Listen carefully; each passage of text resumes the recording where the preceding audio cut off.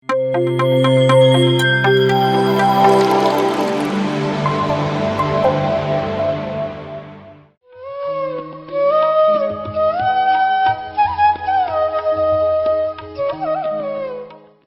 To PMC Kannada channel.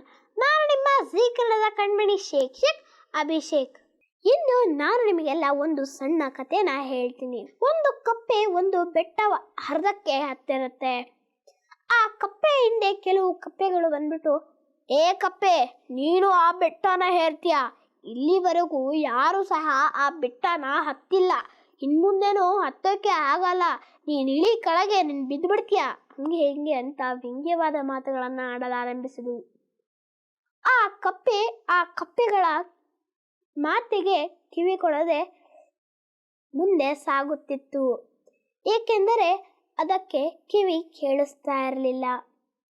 ಬದಲಾಗಿ ಅದು ಬೇರೆ ರೀತಿನೇ ಯೋಚನೆ ಮಾಡುತ್ತೆ.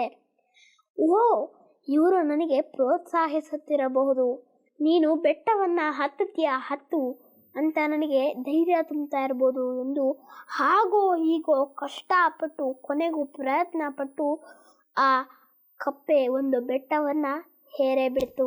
ಸೊ ಫ್ರೆಂಡ್ಸ್, ಈ ಕಥೆಯ ನೀತಿ ಏನಪ್ಪ ಅಂತಂದರೆ, ನಾವು ಒಂದು ಸಾಧನೆಯನ್ನು ಮಾಡಬೇಕಾದ್ರೆ ಯಾರಾದರೂ ನಮಗೆ ವ್ಯಂಗ್ಯವಾದ ಮಾತನ್ನ ಆಡ್ತಿದ್ರೆ ನಾವು ಅದರ ಕಡೆ ಕಿವಿ ಕೊಡಬಾರದು. ಕಿವುಡರಾಗಿ ನಾವು ನಮ್ಮ ಸಾಧನೆಯ ಕಡೆಗೆ ಗಮನ ಕೊಡಬೇಕು.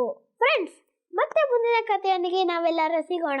ಅಲ್ಲಿವರೆಗೂ PMC ಕನ್ನಡ ಚಾನಲ್ ನೋಡಿ, ಲೈಕ್ ಮಾಡಿ, ಶೇರ್ ಮಾಡಿ, ಸಬ್ಸ್ಕ್ರೈಬ್ ಮಾಡಿ. Thank you friends. PMC Kannada channel ಅನ್ನು ಲೈಕ್ ಮಾಡಿ, ಶೇರ್ ಮಾಡಿ, ಸಬ್ಸ್ಕ್ರೈಬ್ ಮಾಡಿ ಮತ್ತು ಮಾಡಿಸಿ. ಎಲ್ಲರಿಗೂ ಧನ್ಯವಾದಗಳು.